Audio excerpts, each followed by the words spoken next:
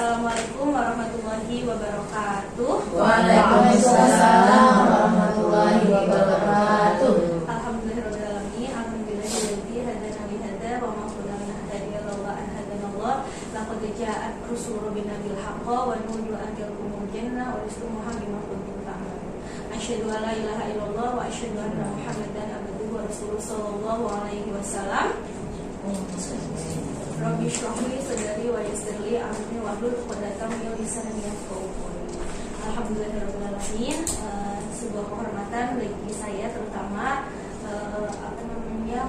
telah berkenan Ibu Guru untuk bisa membersamai hari ini untuk berbagi sedikit materi ya Bu Guru, karena kalau ilmu pengalaman saya jauh dari Ibu Guru Bu Yaya, Bu Mala, Bu Mae, Bu Ufi, bahkan Bu Devi dan Bu Rani gitu.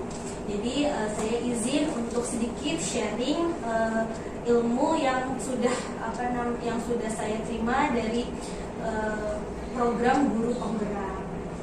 Insya Allah dari Guru Penggerak ini sebenarnya kalau kita lihat, kalau saya pahami sampai detik ini, alhamdulillah lebih banyak berputar tentang murid ya Bu Guru ya. Jadi kita fokus dengan penanganan murid, dengan cara kita mendidik murid seperti itu. Jadi nanti untuk sesi yang pertama ini adalah tentang budaya positif seperti itu. Jadi budaya-budaya positif yang ada di sekolah kita alhamdulillah sudah kita terapkan ya Bu Guru ya. Apalagi Al-Azhar sudah berpengalaman berpuluh-puluh tahun, alhamdulillah sudah terpercaya insya Allah di Seantero Indonesia. Mudah-mudahan bisa menjadi rujukan bagi sekolah-sekolah lain ke depannya. Langsung saja ya Ibu. Sebelumnya kita doa dulu kali ya Bu Guru ya. Kita doa dulu, semoga sedikit materi yang saya sampaikan ini bermanfaat untuk diri saya, untuk teman-teman guru, untuk kita, untuk sekolah Al-Azhar, untuk pendidikan di Indonesia. Mudah-mudahan pergerakan kita yang positif ini bisa membawa Indonesia emas di tahun 2040. Sebelum kita mulai, kita berdoa terlebih dahulu untuk kemudahan, untuk keberkahan majelis pada siang hari ini. Kita awali dengan membaca surat Al-Fatihah. A'udzubillahi minasyaitonirrajim. Bismillahirrahmanirrahim. Alhamdulillahi rabbil alamin. Ar-Rahmanir-Rahim. Maliki yaumiddin. Iyyaka na'budu wa iyyaka nasta'in. Ihdinas siratal mustaqim.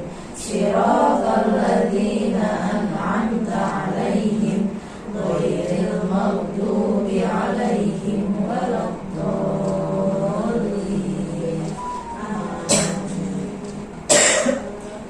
Mohon maaf, mau dicek Bu, aku udah rekam belum ya tadi?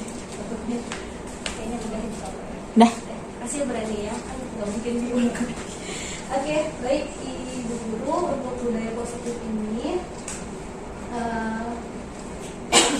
sepertinya ada di materi saya yang ke pembelajaran ke modul 1.4 itu untuk Guru Penggerak sendiri. Nanti belajarnya itu 3 modul. Jadi setiap modul itu ada 4 modul, 4 materi. Insya Allah untuk sesi ini akan ada penjelasan tentang perubahan paradigma belajar, disiplin positif, nilai-nilai kebajikan, lalu ada kebutuhan dasar manusia, yaitu kebutuhan dasar ini adalah faktor bagi perilaku yang kita fokuskan adalah ke murid ya Bu Guru. Jadi kebutuhan dasar manusia ini perlu kita ketahui untuk kita mengidentifikasi apa sebenarnya perilaku yang dimunculkan ke murid itu pasti ada faktornya. Lalu ada motivasi perilaku manusia, lalu ada posisi kontrol guru, yaitu posisi di mana kita membantu murid dalam keadaan ada masalah atau kesulitan belajar. Lalu keyakinan kelas, setelah itu ada segi restitusi. Segi restitusi ini adalah salah satu kontrol guru. Jadi nanti akan ada kesinambungan antara segitiga restitusi dengan posisi kontrol guru. Selanjutnya,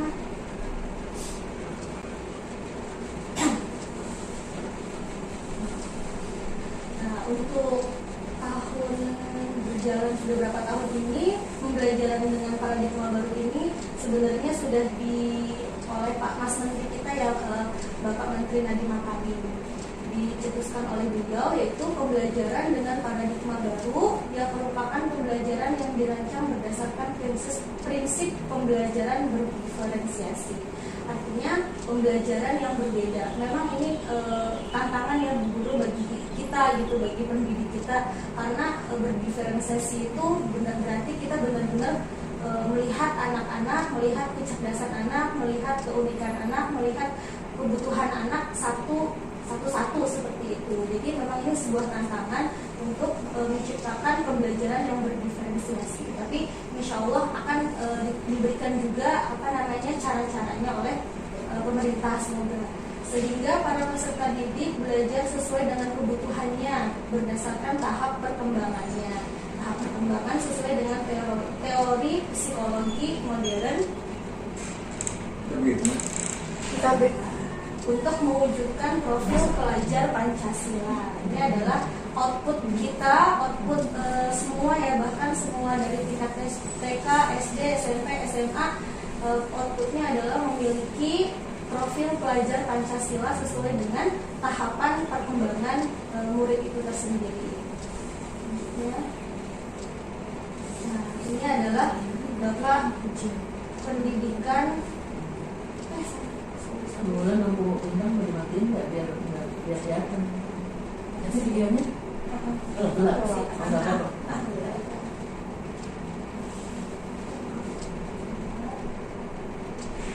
Video.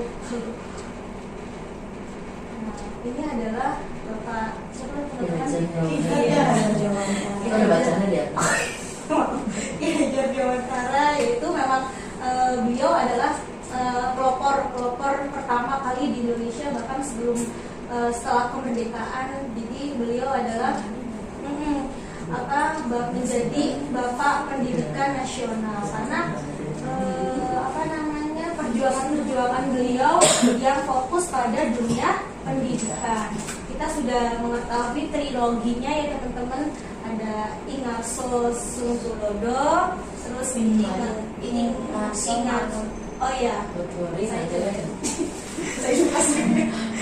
Ingarso Sungtulodo, Ingmadia Mangunkarsa, sama Tuturi Handayani. Yang paling melekat bagi pendidikan Indonesia dari, kalau saya sih Tuturi Handayani ya Bu ya, kalau dulu tuh ya di SD gitu kan, karena mereka beliau itu Ki Hajar Dewantara memang fokus dengan pendidikan rakyat Indonesia. Saat itu beliau juga yang pertama kali mendirikan taman siswa di Yogyakarta. Semoga amal jariah nggak laku ya dulu ya. Oh iya. Tapi dia negeri nggak sih jatuhnya? Enggak, seharusnya bagus, cuman TK, SD, SMP, SMA itu kurang ya. tapi masih ada, tapi sekelas itu 2. Sekelas yang berjalan. Iya, jadi aku kan udah sering. Kan sesi berbagi ya Bu ya. Jadi kan bisa saling gitu kan ya. Sayang juga ya mungkin Itu di wilayah Jogja. Tempat tinggalnya Lutfi. Dekat sampingnya itu ya perguruan mahasiswa. Jadi pagi-pagi di situ masuk sekolah, tapi kok nggak ada muridnya yang datang. Biasanya rame ya. Iya. Harusnya jadi cagar budaya kali ya harusnya ya. Itu ya, kalau mungkin iklannya. Iya. Promosinya. Perkembangannya untuk belajarnya yayasannya, terus di ininya juga ini. Dan itu harus dia panel punya panel. Makanya kan di hari tanggal 1 Mei juga kan maksudnya Hari Pendidikan Nasional gitu kan, beliau pun menjadi bapak pendidikan nasional gitu. Jadi itu yang tadi yang Tuturi Handayani itu kan memang menekankan bahwa pendidik itu harus memberikan motivasi, dorongan, tuntunan kepada murid. Beliau meneliti mengungkapkan bahwa anak itu dituntun sesuai dengan kodrat alam dan kodrat zamannya. Dan ini sebenarnya relevan ya dengan pendidikan Islam juga menurut saya ya, sesuai dengan kodrat zamannya yang pernah yang sesuai dengan zamannya gitu. Jadi memang harus mengikuti perkembangan zaman gitu, nggak stuck di situ aja gitu. Di sini beliau mengungkapkan bahwa merdeka itu artinya tidak hanya terlepas dari perintah, akan tetapi juga cakap membuat memerintah diri sendiri. Jadi ada kesadaran dari diri sendirinya untuk berperilaku, untuk bersikap seperti itu. Lanjut.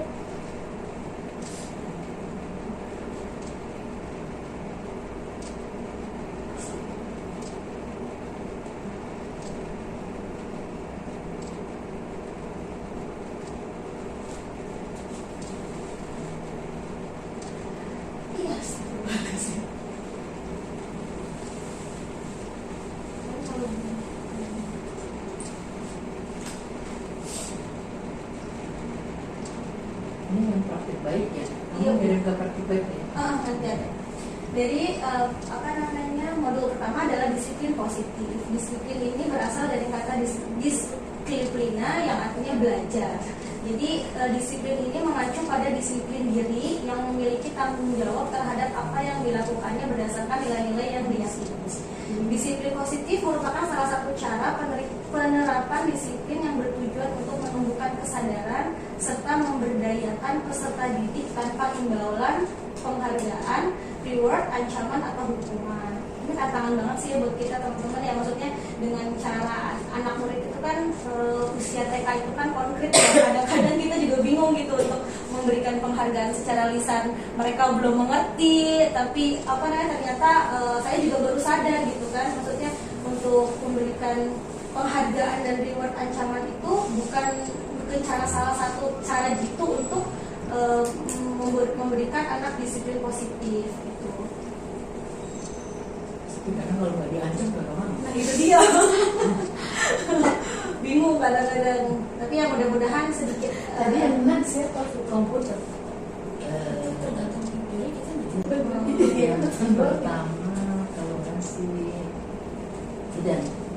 Oh iya, makanya dia turun duluan tadi. Jadi apa-apa. Jadi sebagai pendidik, tujuan kita adalah menciptakan anak-anak yang memiliki disiplin diri sehingga mereka bisa berperilaku dengan mengacu nilai-nilai kebajikan universal dan memiliki motivasi intrinsik. Jadi motivasinya dari dalam sendiri gitu, dari dalam dirinya sendiri gitu, bukan ekstrinsik gitu. Jadi kesadaran penuh dari dirinya sendiri. Dan ini kayak tantangan banget sih menurut aku gitu, kayak oh ya, yang pertama itu kan kita merujuk dari profil pelajar murid Al-Azhar. Cepet banget ya.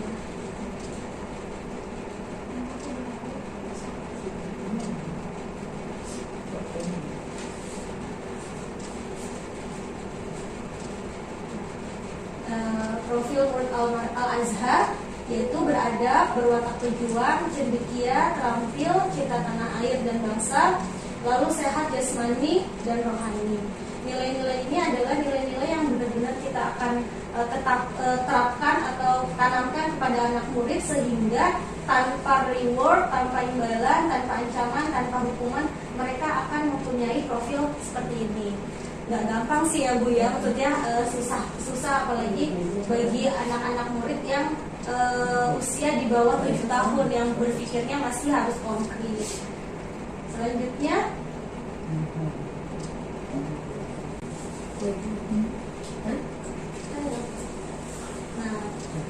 selain dari murid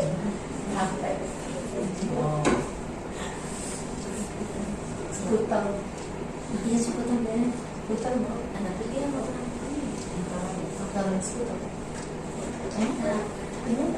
Relevansinya dengan profil pelajar Pancasila sebenarnya banyak ya Bu Devi ya. Devi pernah juga udah sebagai kurikulum alhamdulillah. Jadi beriman bertakwa pada Tuhan Yang Maha Esa dan berakhlakul karimah, berkebinekaan global, gotong royong, mandiri, kreatif, bernalar krisis. Ini adalah nilai-nilai yang harus didapatkan atau dipunyai atau dimiliki oleh siswa-siswa murid-murid Indonesia gitu, anak-anak Indonesia. Selanjutnya ini adalah contoh-contoh penerapan disiplin yang sudah diterapkan oleh TK Islam Al-Azhar 8 Jaka Permai, seperti salam, 5S ini yang udah pasti ibu guru sudah lakukan setiap saat gitu kan, walaupun masalah banyak itu di rumah, tapi kita harus terus berjuang untuk salam, senyum, sapa, sopan dan santun. Ini adalah salah satu adab terhadap guru. Lalu pembiasaan ikrar pagi yaitu adab terhadap Allah, pembiasaan cuci tangan yaitu kebersihan, adab terhadap diri sendiri. Lalu adab terhadap teman yaitu menjaga diri, jaga teman, sayang diri dan sayang teman. Pembiasaan terhadap lingkungan yaitu membersihkan kelas secara kesadaran penuh dari diri sendiri. Lalu pembiasaan mengantri dan pembiasaan menjadi pendengar yang baik. Ini adalah proses ya teman-teman ya guru ya untuk bisa menuju output yang tadi, profil murid Al-Azhar ataupun profil pelajar Pancasila. Nah, ini yang tadi kita singgung.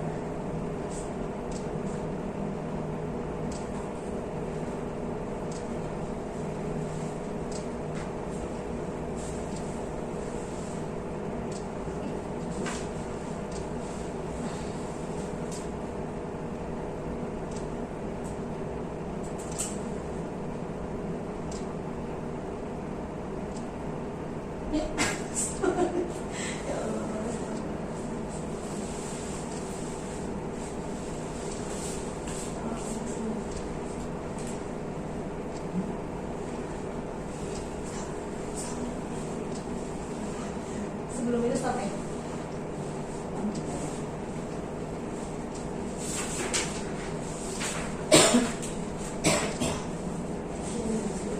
Nah ini teman-teman kita berusaha untuk menerapkan disiplin positif tanpa ada hukuman, ada penghargaan, dan terakhir adalah restitusi. Nanti restitusi ini adalah menjadi jawaban jawaban untuk bisa mendisiplinkan anak secara positif.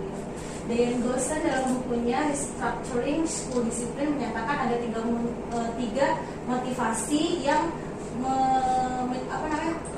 menyebabkan manusia itu berperilaku, yaitu satu adanya hukuman untuk menghindari ketidaknyamanan atau hukuman. Ini adalah tingkat terendah dari motivasi perilaku manusia. Biasanya orang yang memiliki motivasi perilaku untuk menghindari hukuman atau ketidaknyamanan akan bertanya, apa ya yang akan terjadi apabila saya tidak melakukan ini? Jadi motivasi ini masih berasal dari eksternal, dari luar, karena dia melakukan sesuatu karena ada hukuman atau menghindari ketidaknyamanan. Lalu ada untuk mendapatkan imbalan atau penghargaan dari orang lain. Ini adalah satu tingkat di atas motivasi. Sebenarnya ini adalah tingkatan-tingkatan ya teman-teman ya. Jadi memang ada kalanya kita bisa di tingkat yang hukuman ini ataukah di tingkat di penghargaan atau imbalan ini. Di sini di imbalan ini orang berperilaku untuk mendapatkan imbalan atau penghargaan dari orang lain. Orang dengan motivasi ini akan bertanya, apa ya yang saya akan dapat bila saya melakukan ini gitu. Jadi sama, masih bersifat eksternal atau dari luar. Yang ketiga adalah untuk menjadi orang yang mereka inginkan dan menghargai diri sendiri dengan nilai-nilai yang mereka percaya. Ini yang dimaksud dengan restitusi. Mereka melakukan sesuatu karena nilai-nilai yang mereka yakini dan hargai. Dan mereka melakukannya karena mereka ingin menjadi orang yang melakukan nilai-nilai yang mereka yakini tersebut. Ini adalah motivasi yang akan membuat mereka memiliki disiplin positif karena perilakunya bersifat dari internal bukan eksternal. Ini yang paling tinggi dan ini yang paling susah gitu. Kalau di Islam mah insya Allah pamrih gitu kan, pamrih gitu, pokoknya niatnya lillahi ta'ala gitu kan. Tapi memang tantangannya adalah meyakinkan bahwa si anak ini mempunyai nilai-nilai yang mereka yakini sehingga mereka berperilaku disiplin ini bukan karena seseorang, bukan karena apapun gitu. Ini tantangan kita semuanya. Iya. Jadi motivasi perilaku ini ada 3, yaitu dari eksternal atau ekstrinsik itu tadi untuk menghindari ketidaknyamanan atau hukuman. Yang kedua untuk mendapatkan imbalan atau penghargaan dari orang lain. Sedangkan yang intrinsik ini adalah untuk menjadi orang yang mereka inginkan dan menghargai diri sendiri dengan nilai-nilai yang mereka yakini. Jadi kita sebagai pendidik harus menanamkan nilai-nilai yang baik kepada murid-murid kita. Nah, ini contohnya teman-teman, ini saya dapatkan dari materi dari Kemendikbud, BPDP, Badan Guru Penggerak. Ini adalah beberapa contoh-contoh tindakan guru gitu. Sebenarnya sih ini umum ya, umum enggak. Iya. Umum untuk mungkin dari SD ke atas seperti itu ya, Bu. Kalau pegang telinga berdiri di depan. Nah, itu kan push jadi up. Itu push up 15 kali. Jadi sebenarnya hukuman sama ada dua kosakata gitu ya, antara hukuman dan konsekuensi gitu. Jadi mereka dua kata ini hampir mirip tapi ternyata itu ada perbedaannya gitu. Jadi sebenarnya kalau hukuman itu seseorang menghukum tanpa ada alasannya dan tanpa nggak nyambung gitu loh, Bu. Maksudnya hukuman misalnya dia melakukan apa gitu kan, misalnya dia terlambat sekolah gitu tapi hukumnya lari, itu namanya hukuman gitu. Padahal kalau konsekuensi itu adalah misalnya kalau kamu terlambat berarti kamu misalnya pulangnya lebih lama daripada teman-teman yang lain, itu konsekuensi. Jadi ada konsekuensi. Saya juga baru paham saat mendapatkan materi ini. Ini adalah contoh-contohnya. Mencatat 100 kali di dalam buku kalimat, saya tidak akan terlambat lagi karena dia terlambat sekolah. Nah ini merupakan hukuman karena nggak ada hubungannya gitu kan. Sebenarnya saya tidak akan terlambat lagi ya berarti kan dia sedang nulis gitu kan, padahal perilaku yang salah itu adalah terlambat sikapnya gitu, tapi dia malah disuruh nulis seperti itu. Ini yang saya alami juga waktu kecil dulu gitu kan. Misalnya saya menulis apa, kita ngapain, terus kita misalnya salah terus nulis istighfar apa, tapi nulis gitu kan. Ya seperti itu sih. Nulis Yasin. Ya. Lalu lari mengelilingi lapangan basket 2 kali karena terlambat hadir di sekolah, ini juga sama gitu. Dia nggak ada hubungan sebab akibatnya, tidak ada gitu kan. Lalu murid diminta untuk push up 15 kali karena tidak menggunakan masker ke sekolah gitu kan. Padahal perilakunya adalah tidak menggunakan masker, tetapi diberi hukumannya hukumannya diberikan push up gitu kan. Padahal kalau misalnya nggak pakai masker, misalnya dia itu konsekuensinya mungkin apa ya Bu Guru ya, kalau misalnya nggak pakai masker, misalnya kamu akan pulang sama teman. Iya, diberikan nilai-nilai itu ya Bu ya. Makanya nilai-nilai itu push up bukan malah sehat ya. Nah, kalau tambah sakit ngap gitu kan, itu adalah hukuman. Nah, kalau ini menggantikan kertas tugas teman yang telah dicoret-coret, ini termasuk dalam kategori konsekuensi. Karena kan dia sudah memakai kertas temannya gitu kan, konsekuensinya dia harus mengganti. Ini masih ada keterkaitannya gitu sebab akibatnya. Lalu membersihkan tumpahan air di meja tulis karena tersenggol pada saat belajar, ini pun termasuk dalam konsekuensi. Murid disuruh untuk tidak mengenakan sepatu seharian karena dia tidak menggunakan sepatu hitam gitu. Jadi kan hukuman itu sebenarnya kayak kemarahan guru kali ya, udahlah apa gitu kan. Akhirnya guru memberikan hukuman tidak memakai sepatu, padahal tidak relevan dengan perilaku yang dilakukannya. Lalu lari mengelilingi lapangan basket 2 kali karena terlambat 10 menit untuk pelajaran olahraga. Itu ditentu dulu.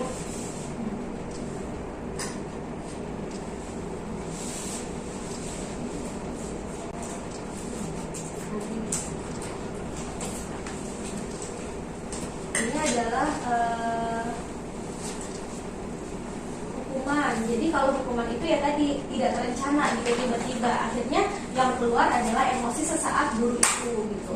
Terus hukuman itu tidak diketahui, murid nggak tahu apa yang terjadi atau dilibatkan. bersifat satu arah, biasanya dari kitanya ya Bu Guru ya. Lalu hukuman itu adalah berupa hukuman fisik dan psikis seperti itu. Lalu kalau konsekuensi biasanya terencana gitu, biasanya sudah disepakati gitu oleh kedua belah pihak gitu. Misalnya kamu terlambat, berarti kamu akan menambah waktu di saat kepulangan. Murid tetap akhirnya murid ini tetap dibuat tidak nyaman seperti itu. Sikap guru yang selalu memonitor murid. Nah ini adalah cara yang dicetuskan oleh pemerintah, namanya adalah restitusi. Restitusi itu adalah proses menciptakan kondisi pada murid, bagi murid untuk memperbaiki kesalahan. Di sini ada proses kolaboratif yang mengajarkan murid untuk mencari solusi sendiri. Di sini di restitusi ini memang nggak mudah ya teman-teman, karena di sini harus ada kita sesi duduk tenang, kita ngobrol gitu kan. Apalagi anak-anak murid TK seperti itu, ini memang tantangan banget sih. Makanya kemarin saat guru penggerak itu guru TK tuh jarang banget Bu. Jadi satu kelompok pun aku cuma satu gitu. Jadi satu kota Bekasi cuma 3 gitu. Jadi ketika kita duduk bareng untuk menyelesaikan masalah, kadang-kadang kita yang kalau guru TK nggak kayak gini Pak gitu kan, beda-beda kan. Karena mereka kan kalau SD ke atas paling sejam dia tahan dulu. Nah itu sejam juga 15 menit paling lama banget. Dia doa terus kabur. Iya, dan mereka kan masih yang konkret kan, nggak yang ngomongin ceramahin dia ngerti. Bosen ngantuk dia. Iya, maksud apa sih guru gitu. Lanjut ya guru. Nah, ini salah satu tadi nanti akan restitusinya akan dibahas di slide selanjutnya. Namun ini adalah materi selanjutnya ya Bu Guru. Salah satu untuk membudayakan budaya positif atau disiplin positif adalah membuat keyakinan kelas. Ini sebenarnya sih sudah diterapkan di Al-Azhar ya Bu Guru, saya lihat gitu. Jadi emang sebelum waktu tahun ajaran baru gitu kan, Bu Mala udah ngajakin anak-anak murid untuk membuat kesepakatan. Tapi kesepakatan itu adalah kesepakatan bermakna yang dibuat bersama-sama oleh murid dan guru. Jadi keyakinan kelas ini bersifat abstrak gitu. Jadi emang kayak misalnya sayang teman itu kan abstrak banget ya buat anak-anak. Terus memang harus konkret kan gitu. Terus berupa pernyataan universal itu berarti pernyataan yang bisa dipahami oleh siapapun yang membaca atau mendengarnya. Lalu dibuat dalam pernyataan positif gitu. Jadi beda sama peraturan pernyataan. Jadi kalau peraturan kan kayak jangan ngobrol gitu ya Bu ya, dilarang. Jadi bentuknya tuh negatif gitu. Tapi kalau yang keyakinan kelas ini dibuat dengan pernyataan positif, misalnya jangan memukul biasanya kan, tapi kita jangan bilangin jangannya. Misalnya saya temannya. Nah, ya, misalnya jangan berlari gitu ya, berjalan dari kelas. Jadi memang dibuat dalam pernyataan positif kayak dilarang buang sampah gitu kan, padahal buang sampah pada tempatnya gitu kan. Lalu positif biasanya. Iya, positif, kata-katanya juga positif. Lalu sedikit saja agar mudah diingat gitu ya. Nah tadi kayak sayang teman, saling sayang gitu. Sesuai dengan kondisi kelas dan sekolah sehingga mudah diterapkan. Lalu semua warga sekolah dilibatkan saat membuat keyakinan kelas. Kalau di kelas, guru dan murid bersama-sama membuat berpendapat seperti itu. Lanjut. Nah ini alhamdulillah keyakinan kelas yang sudah diterapkan di A1, dan ini juga pasti sudah diterapkan di kelas-kelas yang lainnya ya Bu Guru ya, kayak merapikan mainan, membawa pada tempatnya, mengucap salam ketika masuk kelas, tertib dalam kelas, izin ketika akan keluar kelas. Ini yang benar-benar kita kuatkan nilai-nilai ini sehingga anak-anak mempunyai disiplin positif dari dalam hidupnya. Kayak saling menolong, bertanggung jawab, itu kan kata-katanya simple gitu kan, kayak saling menolong, saling sayang gitu. Jadi anak-anak semoga bisa melekat di hatinya, di pikirannya, ingatan. Nah,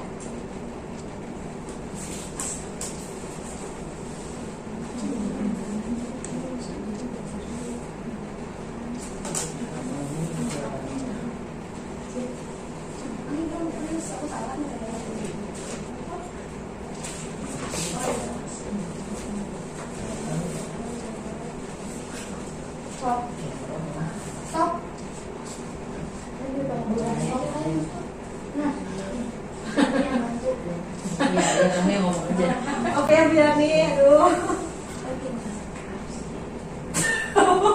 Oh, berarti emang Ininya ya, apa namanya? Transisinya. Transisinya.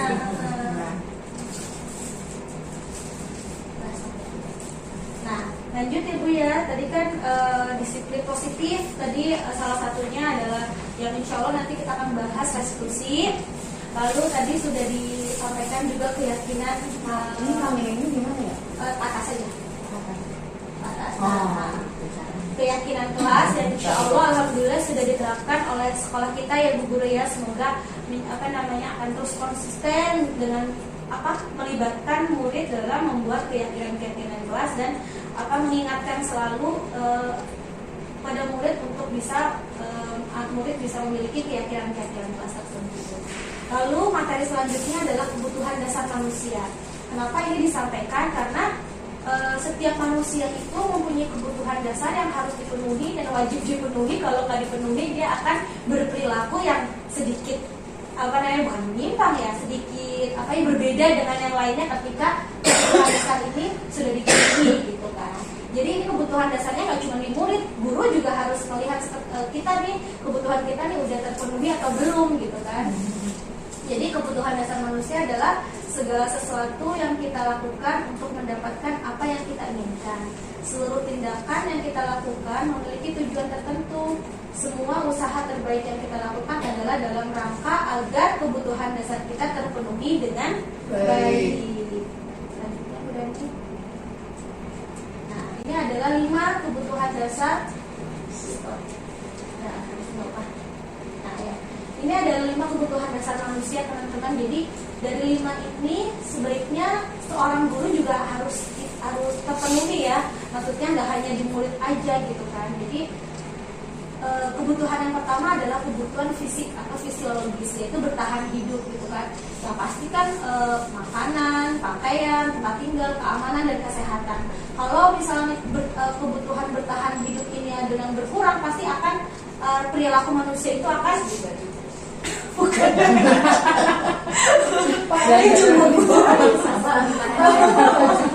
Iya, seenggaknya sampai minggu adalah Bu Luffy. Jadi untuk bisa bertahan hidup gitu. Jadi kalau misalnya kebutuhan ini tidak terpenuhi, pasti ada perilaku yang dia akan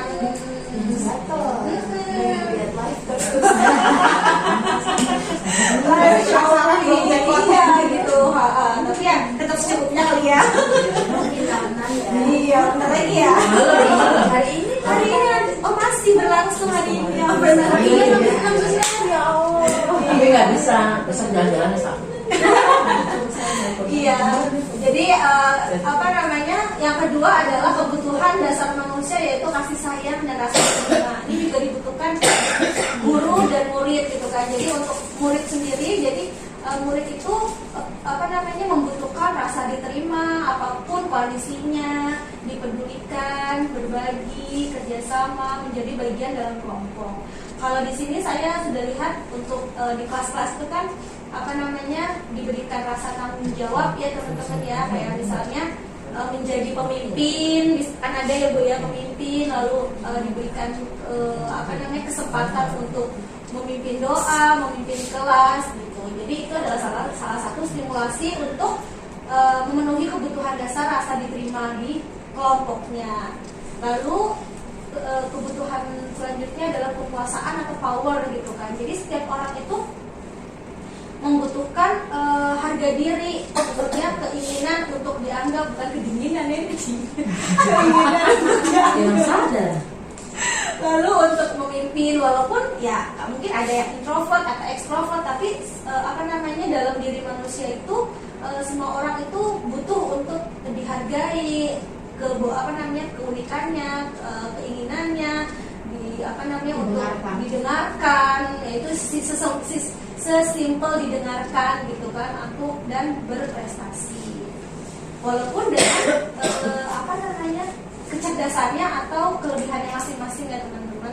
Kan kita yang multiple intelligence itu kan ada 8 atau ada 9 ya Bu ya.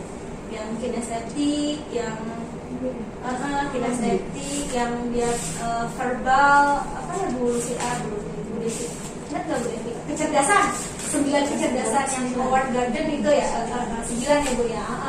Jadi apa namanya harga diri itu kita juga bisa lihat dari kecerdasan masing-masing murid.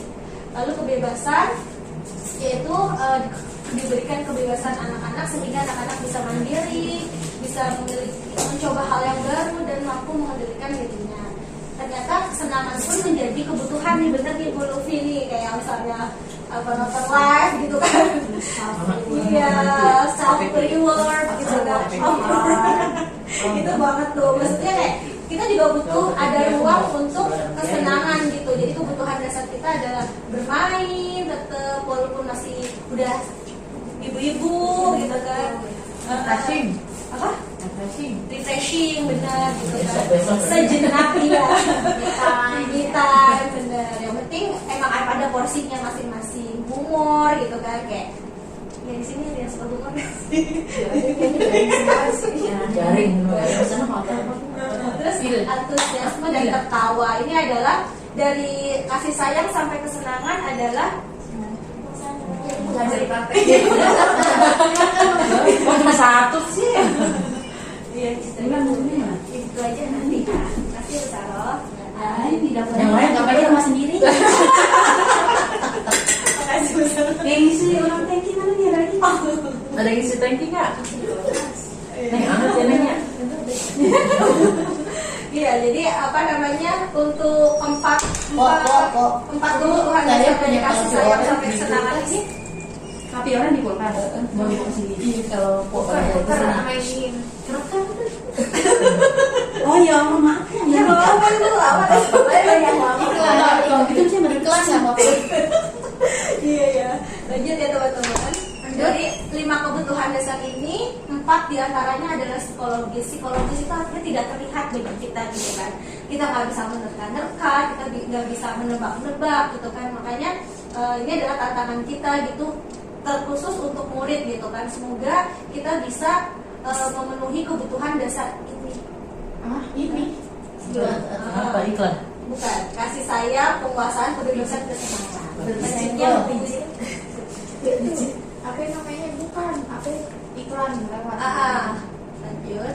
Selanjutnya adalah kalau tadi kebutuhan dasar manusia apa namanya yang mempengaruhi faktor-faktor yang mempengaruhi perilaku anak murid gitu kan. Jadi misalnya anak itu bisa misalnya datang ke sekolah gitu sedih gitu kan, ya kita perlu tahu nih kenapa dia sedih gitu kan, dilihat Kesianan.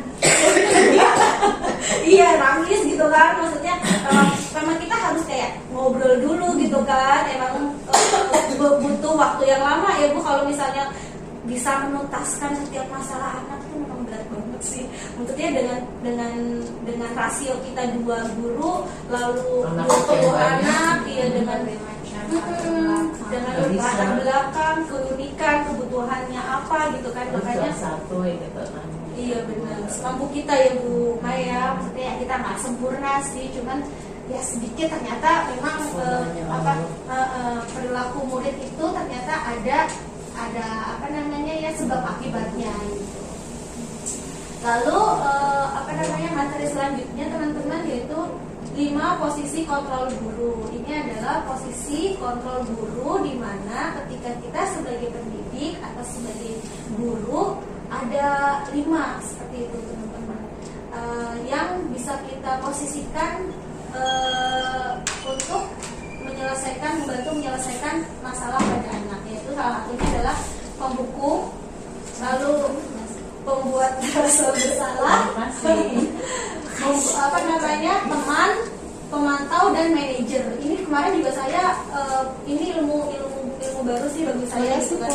Kalau penghukum kan kayak kelihatan banget langsung menghukum gitu kan. Itu polisi. Terus membuat rasa bersalah. Nah, lalu teman-teman itu ternyata kontrol di kita sebagai teman pun kurang tepat seperti itu. Terus pemantau juga apa namanya yang paling ideal adalah manajer. Kelihatan banget ya manajer cuma ada 2 ya, guru sama anak gitu.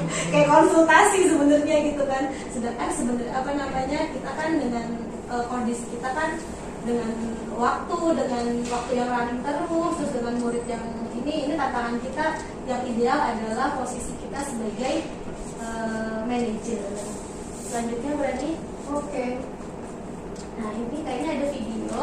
Ini kita simak bareng-bareng ya Bu Guru ya. Ini video dari Kemendikbud untuk melihat boleh dinyalakan Bu. Iya.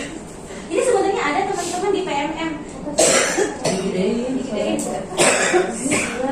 Bukan PMM kalau ngerjain tugas. Gedein lagi aja Bu 5 biasanya.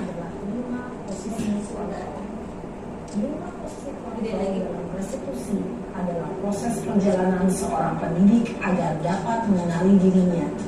Pada video kali ini, kita akan membahas tentang 5 posisi kontrol dan kebenaran. Iya, udah pakai terus. Kalau ini contohnya adalah Bisa potongan murid yang terlambat. Masih aktif. 5 posisi kontrol itu adalah 1. Posisi tertikung. 2.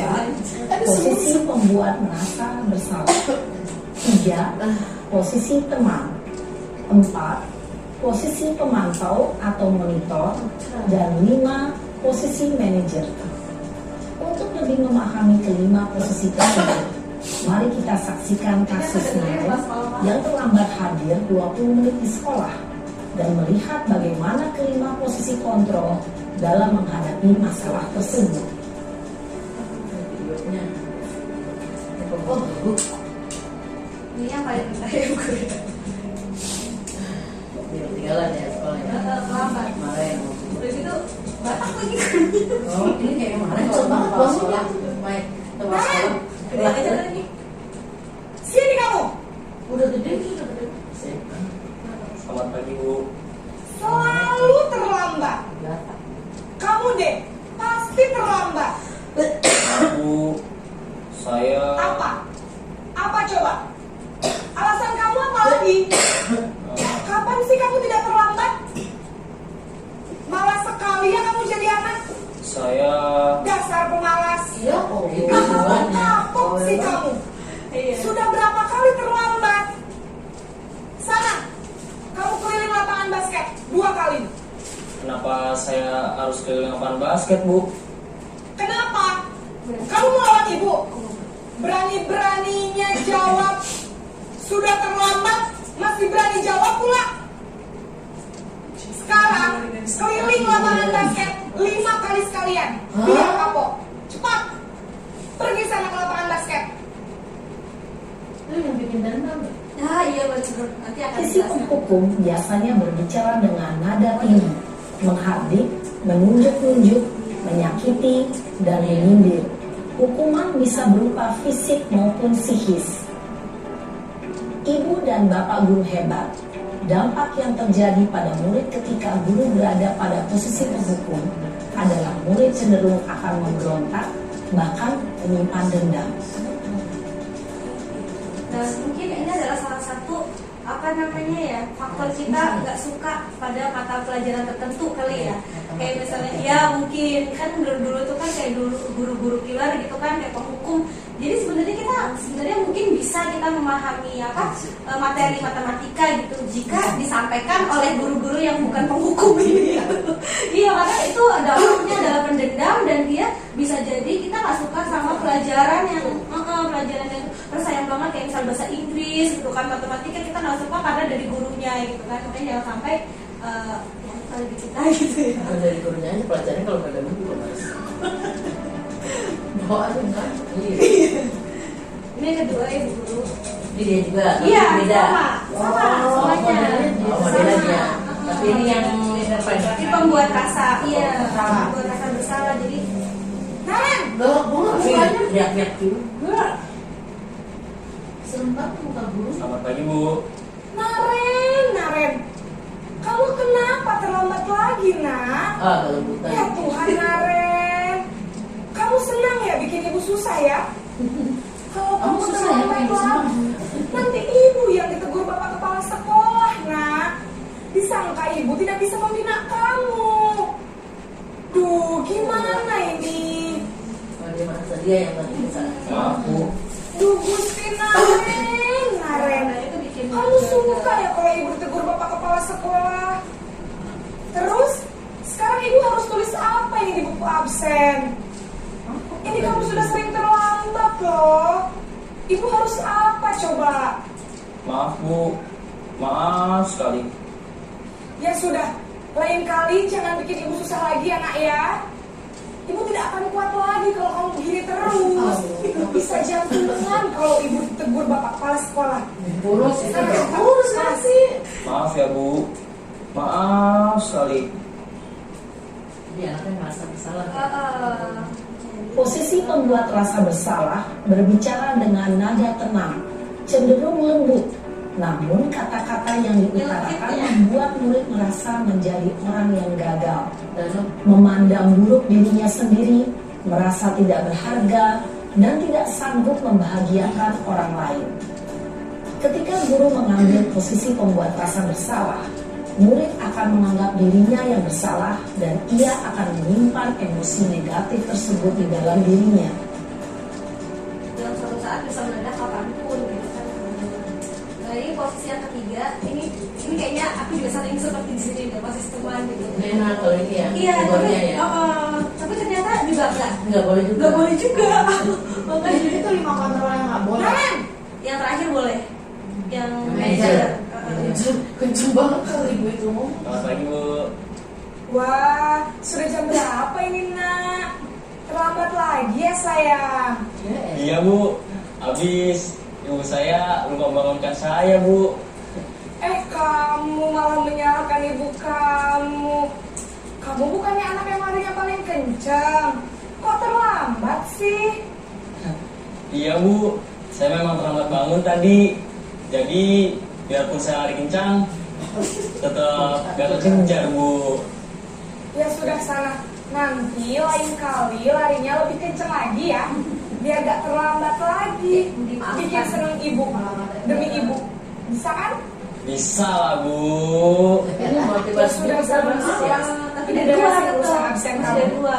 Kamu ini ada-ada saja. Dalam posisi teman, guru berbicara dengan nada suara ramah, akrab, cenderung bersenda gurau untuk menjaga suasana tetap santai. Murid akan merasa senang, aman, dan akrab dengan guru. Identitas yang tercipta adalah identitas sukses atau berhasil. Namun, perlu diingat, karena ini masih dorongan eksternal, maka ada faktor ketergantungan dari murid kepada orang tertentu. Di sini, guru absen sehingga di lain waktu, murid bisa berperilaku baik, namun hanya kepada orang-orang tertentu saja. gitu. Jadi ya nggak semua orang. Ini monitor, mau ngingetin doang dia ngintip ya. Ini yang mengajarkan konsekuensi. Ternyata konsekuensi pun kurang.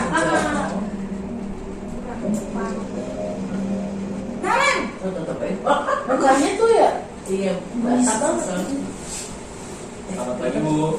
Naren, apa peraturan sekolah kita tentang jam berapa kita harus masuk sekolah, nak? Kita harus di sekolah jam 7 Bu. Iya betul, sekarang sudah jam 7.20. Naren sudah tahu konsekuensinya jika terlambat Macet lagi. gabung. Paham Bu, saya harus tinggal kelas pas jam istirahat selama 20 menit. Iya benar, konsekuensinya demikian. Jadi nanti jam 9.30 pas istirahat, kamu harus tinggal di kelas, kerjakan tugas tambahan untuk ketertinggalan kamu, ya? Baik Bu. Posisi pemantau mengandalkan penghitungan atau data untuk mengontrol murid. Guru mengarahkan murid berdasarkan peraturan dan konsekuensi. Seorang pemantau menunjukkan bahasa tubuh dan ekspresi wajah yang datar dan cenderung formal.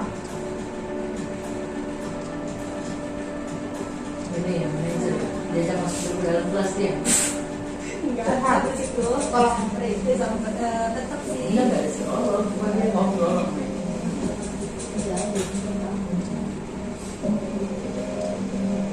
Naren, Lihat. Dia kelihatan itu loh. Selamat pagi Bu. selamat pagi Naren. Maaf Bu, saya terlambat. Iya, sekolah masuknya jam 7, sekarang sudah jam 7.20. Jadi sekarang bagaimana ini, Naren? Maaf Bu, saya lupa setel alarm saya semalam. Baiklah, menurut kamu, keyakinan sekolah yang mana yang perlu kamu tingkatkan? Menghargai diri sendiri dan orang lain mungkin ya Bu. Setuju. Jadi, apakah Naren meyakini prinsip saling menghormati tersebut? Iya Bu, saya meyakininya. Apakah Naren bersedia memperbaiki masalah keterlambatan ini? Bersedia Bu. Bagaimana kamu akan perbaiki masalah keterlambatan ini? Saya akan coba untuk tidak lupa menyetel alarm saya Bu. Baik, kalau Naren lupa menyetel alarm di rumah, ada orang yang kira-kira bisa bantu mengingatkan tidak? Ada Bu, kakak saya, Kak Emma. Ada lagi selain Kak Emma? Selain Kak Emma, ada ibu saya. Baik, jadi yang mengingatkan Naren adalah Kak Emma dan ibu kamu ya? Kira-kira akan mulai start alarm kapan nih, Naren? Setelah pulang sekolah, akan segera saya lakukan. Baik, jadi Naren akan setel alarm untuk bangun besok pagi dan akan diingatkan oleh kakak dan ibunda Naren ya? Ada lagi yang mungkin perlu dilakukan, Naren? Agar tidak terlambat bangun lagi. Tidak ada Bu. Baik, Naren. Terima kasih untuk kerjasama kamu. Sekarang kamu perlu kembali ke kelas untuk belajar. Baik Bu, terima kasih. Posisi manajer adalah posisi kontrol yang disarankan untuk memiliki sikap disiplin yang positif, yaitu murid yang mandiri, bertanggung jawab, dan dapat memecahkan masalah. Tujuan dari posisi ini adalah agar murid dapat berefleksi atas tindakannya. Guru akan terus memberikan pertanyaan-pertanyaan bermakna, sehingga murid dapat belajar dari kesalahannya dan mencari sebuah solusi untuk menyelesaikan. Ibu dan Bapak guru hebat, setelah mengamati adegan kelima posisi kontrol tadi, kira-kira posisi mana yang paling ideal? Posisi mana yang dapat menunjang motivasi intrinsik murid? Ya, tentu posisi manajer. Posisi ini memang posisi ideal yang ingin dituju setiap pendidik. Jadi sih sebenarnya kayak dituju ya Bu ya, maksudnya kita juga nggak mungkin langsung gitu ke posisi manajer itu gitu kan, ya pasti kita pernah gitu, ada yang maksudnya kita pernah di penghukum, pembatasan bersalah, tapi semoga kita lebih bisa menuju ke manajer walaupun emang agak Inilah guru dapat mengatakan disiplin positif Kalau mungkin untuk orang dewasa ya, SD ke atas. Kalau saya tak apa yang akan kamu lakukan? kata-katanya Apa ya? Orang nggak bisa nih. Apalagi kayak si belum ngerti kan ya.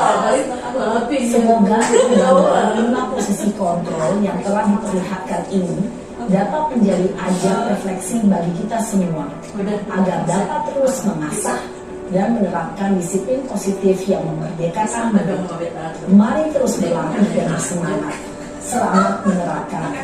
Salam dan bahagia Ibu dan Bapak guru hebat.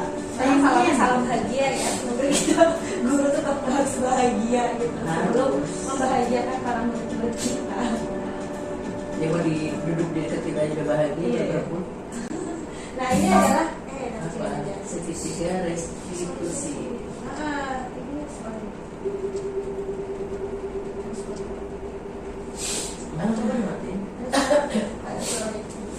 Nah ini adalah segitiga restitusi yang digunakan pada posisi kontrol manajer seperti itu. Jadi segitiga restitusi adalah metode di mana suatu proses dialog yang dijalankan oleh guru agar dapat menghasilkan murid dalam menyelesaikan masalahnya dan bertanggung jawab. Nah ini adalah tahapannya ya Bu Guru. Tahapannya itu pertama itu menstabilkan identitas. Jadi kita tuh menstabilkan misalnya gini, setiap orang itu pasti pernah melakukan kesalahan gitu kan, bahkan kita juga pun seorang guru pernah gitu kan. Oke, kalau ini biasanya kata-kata yang simpel is okay. Kamu suka ya misalnya anak-anak suka lari-lari keluar gitu kan, kamu suka lari-lari ya gitu kan. Jadi kita mengiyakan dulu istilahnya gitu perilakunya mereka gitu. kamu bukan kok kamu bukan satu-satunya yang pernah melakukan ini gitu kan. Jadi kita hadir ke perasaan anak-anak itu dulu gitu kan. Lalu yang kedua adalah memvalidasi kebutuhan. Kamu tentu punya ya alasan ini mengapa melakukan perilaku tersebut. Lalu adakah cara ya yang lebih efektif untuk mendapatkan apa yang kamu butuhkan selain perilaku yang misalnya dilakukan gitu kan. Yang terakhir adalah menanyakan keyakinan. Nah, nilai-nilai apa nih yang telah kita sepakati sebelumnya gitu. Kamu ingin menjadi orang seperti apa? Ini udah selesai teman-teman. Nah, ini adalah contoh-contoh dari menstabilkan perasaan dulu, menstabilkan identitas. Misalnya, ketika anak itu berperilaku tidak sesuai dengan nilai atau norma, gitu kan? Nah, ini sebenarnya, maksudnya di dalam percakapan itu kita bilang berbuat salah itu wajar, gitu. Oke, nggak apa-apa. Kamu sedih ya, gitu kan? Nggak ada kok manusia yang sempurna gitu. Jadi kita masuk dulu ke perasaannya dia gitu kan. Dulu juga pernah loh Bu Guru melakukan seperti itu gitu kan. Lalu Bapak Ibu tidak mau cari siapa yang salah, tapi kita cari solusi sama-sama gitu. Ini adalah tahapan untuk menstabilkan identitas atau menstabilkan perasaannya dia dulu gitu, biar dia nyaman ngomong ke kita gitu kan. Kalau kita langsung ngomong gini takutnya dia judge gitu. Jadi dia nggak nyaman untuk mengeluarkan apa yang dirasakan. Lalu ada tahapan selanjutnya adalah validasi tindakan yang salah. Jadi ini bukan mengiyakan kamu boleh seperti itu, bukan gitu, tapi kita memvalidasi dulu nih tindakan yang salah gitu. Kata-katanya itu contohnya, kamu pasti punya alasan ya kenapa gitu kan. Padahal kamu bisa loh melakukan, misalnya ada temennya yang mukul dia, terus dia mukul balik gitu kan. Sebenarnya kamu boleh tuh melakukan yang lebih buruk gitu kan. Tapi ya kita ini kan masih percakapannya ya Bu Guru ya. Kalau udah sering kali gimana tuh pulang? Iya tuh, ya kita harus sabar ya Bu ya. Apalagi Bukan TK ke anak tuh ya.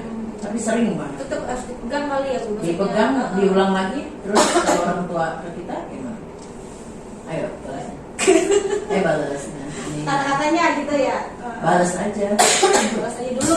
Balas kali ya. Rasain konsekuensinya. Iya, gitu ya. Berarti di karena dia udah berulang kali Iya. gitu kan menyakitin temennya. Dia Apa ya begitu ya? Kamu patut bangga karena telah melindungi sesuatu yang penting buatmu gitu kan. Terus kamu melakukannya karena mempertahankan sesuatu yang penting bagimu. Ini adalah percakapan-percakapan yang ada di dalam ketika kita konseling tadi tuh dulu ya. Nah, ini selanjutnya adalah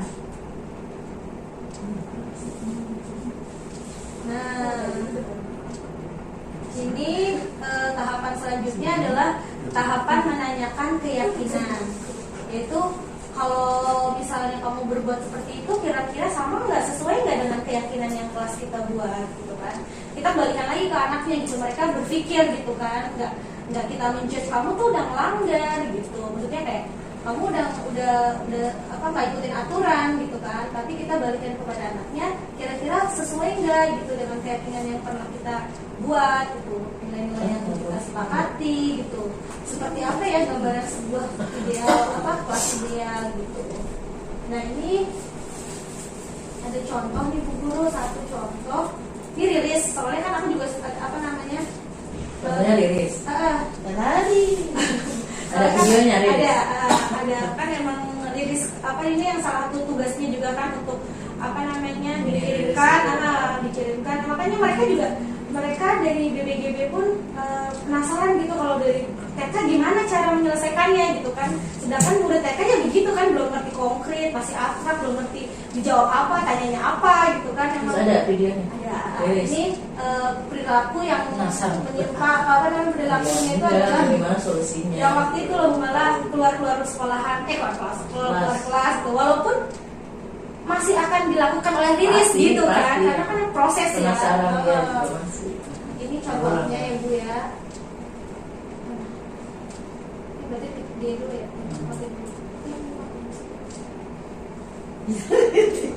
Suara. Bingung tuh aku dulu. Oke, tapi aku makan dulu.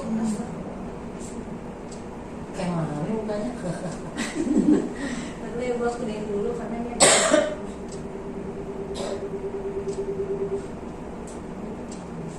Bukan, Riris.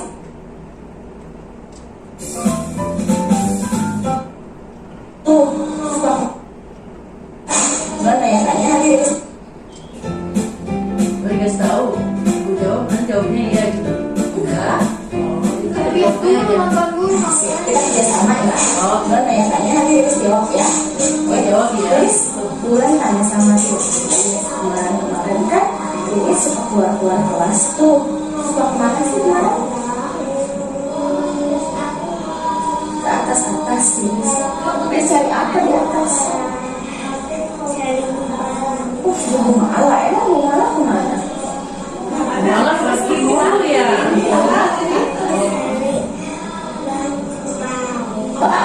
Bakwan. Oh, mereka suka bakwan. Mereka suka sama bakwan. Oh, mana ada bakwan? Ini bakwan. Malah suka bawa bakwan. Dari sejak pagi saya nyariin di mana. Terus nggak coba. Iya.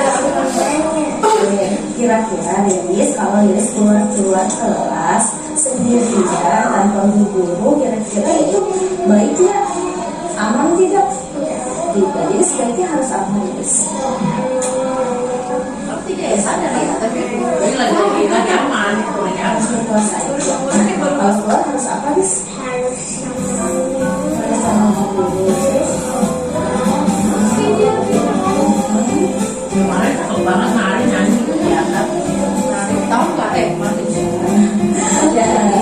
Kalau jadi kalau Lilis keluar sebelumnya harus kasih tahu sama guru. Depan. Ya, jadi Lilis aman kan kalau bawa sari-sari Lilis ada ya. Jadi kalau harus keluar kelas harus apa?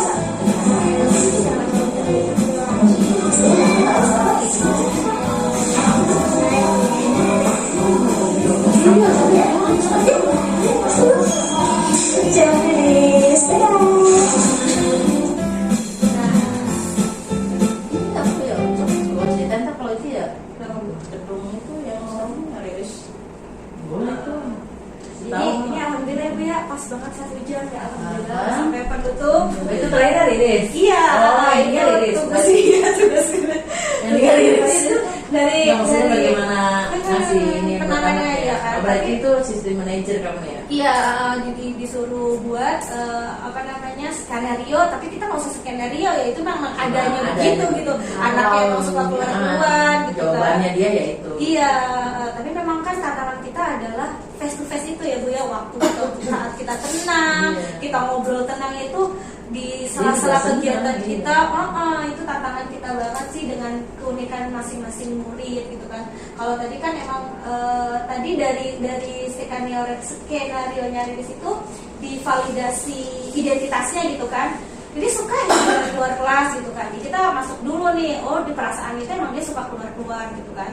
Terus validasi dari tindakan salahnya itu, ini kenapa keluar gitu kan. Oh ternyata ada kebutuhan dia nih, misalnya Itu dari bawaan si Bu Mala. Ibu Saro. Oh, Bu Saro daripada Bu Mala. Bukan, Bu Saro kan Latihan. pelatihan. Nah Ya, itu Bu Saro itu. di sini di atas habis dia turun ke bawah nyari bakwan juga bakwannya. ya malah ya itu mungkin ya kebutuhannya di rumah nggak ada Ada bakwan, bakwan, ada bakpao. iya gitu. Minyak dia, apa Iya. tambah gemuk katanya. Terus tahapan ketiganya adalah keyakinan kelas, yaitu ternyata anak itu memberikan solusi sendiri gitu kan. Tadi kan di akhir kan nono keluar, nono ke atas itu kan itu adalah solusi yang keluar dari murid itu sendiri gitu kan. Ini tantangan kita sih teman-teman yang gitu. Untuk penutup adalah ini sih dalam penerapan program disiplin positif, hendaknya guru memiliki standar kepribadian profesional, sosial yang baik, di mana guru mampu merefleksikan dirinya dalam posisi kontrol saat ini. Bagaimana perjalanan dirinya sebagai among atau manajer yang menuntut murid-muridnya menjadi insan yang mandiri, merdeka dan bertanggung jawab. Itu teman-teman. Terima kasih. Alhamdulillah. Ada foto yang lain, ada foto yang orang belum begini om berarti. Udah. Jadi tugas-tugas semuanya ada di sini Bu Guru.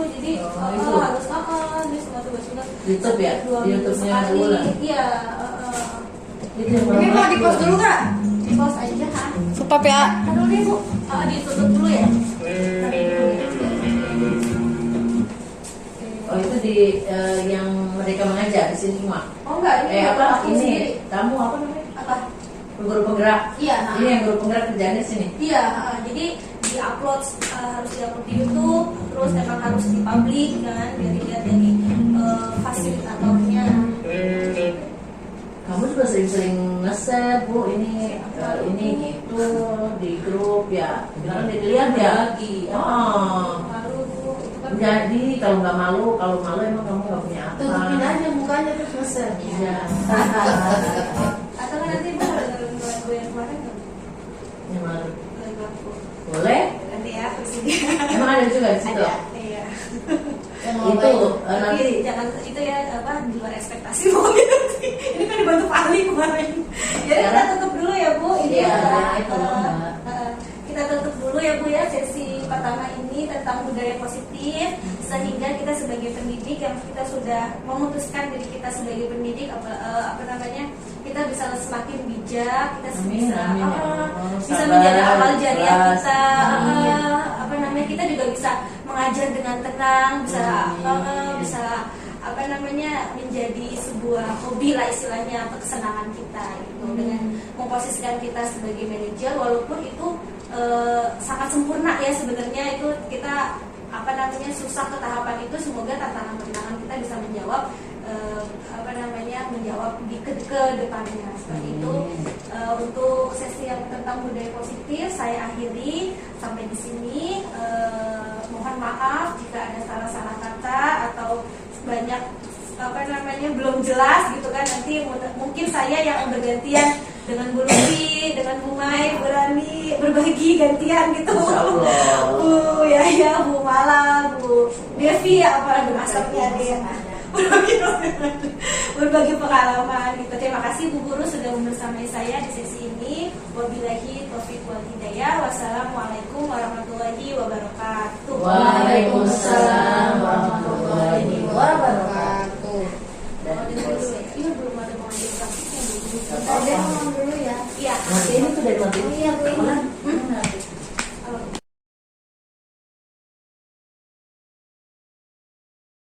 Tiga.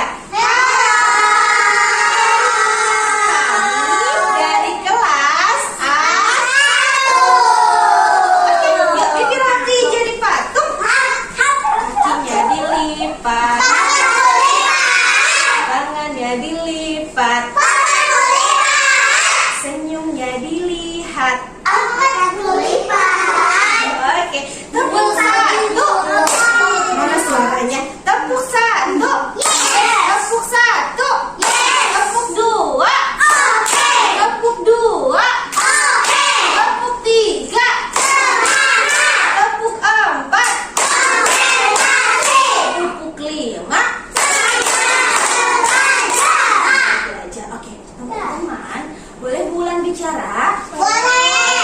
Teman-teman boleh lihat Bulan saja, abaikan kameranya. Teman-teman lihat Bulan, pura-puranya tidak ada. Kan ada Allah yang merekam, ada Allah yang melihat juga. Oke, siapa yang mau jadi anak soleh? Saya. Siapa yang mau masuk surga? Saya.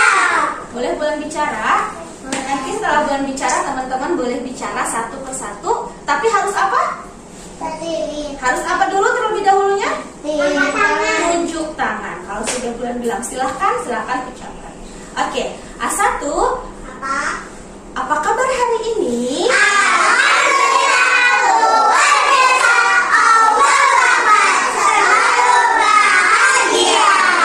Hari ini Bulan mau tanya sama teman-teman.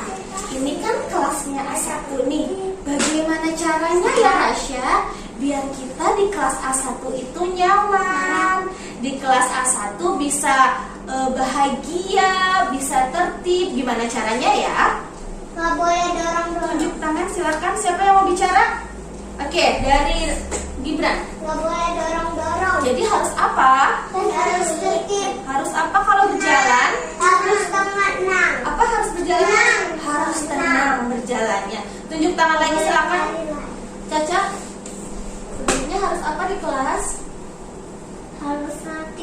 harus tertib. Oke, tunjuk tangan lagi siapa? Sabria. Jadi kalau bicara harus apa teman-teman? Baik-baikan. Pelan-pelan karena kita ada di dalam ruangan. Kalau ngasih tahu juga baik-baik. Oh iya benar, kalau kasih tahu bicaranya baik-baik. Jadi kita harus di dalam kelas harus kontrol. Kontrol apa? Biar diri. Kontrol diri, kontrol suaranya. Maaf Kevin, tadi mau bicara mau dengarkan dulu. Apa namanya kalau di luar kan di hutan kan harus teriak-teriak. Kenapa di hutan teriak-teriak? Ini karena kan di ruangan. Karena bukan di ruangan, karena hutannya luas. Kalau di dalam kelas Gak boleh. bicaranya harus pelan-pelan. kontrol suaranya. Terus apa lagi? Siapa yang tunjuk tangan? Zia. Sebaiknya harus apa? Sebaiknya sayang teman. Apa? Jaga diri, jaga teman. Sayang diri, sayang teman. Oke, teman-teman bisa? Bisa ingat yang baik-baik? Bisa mengingatkan teman kalau temannya lupa? Yuk, ini rapi.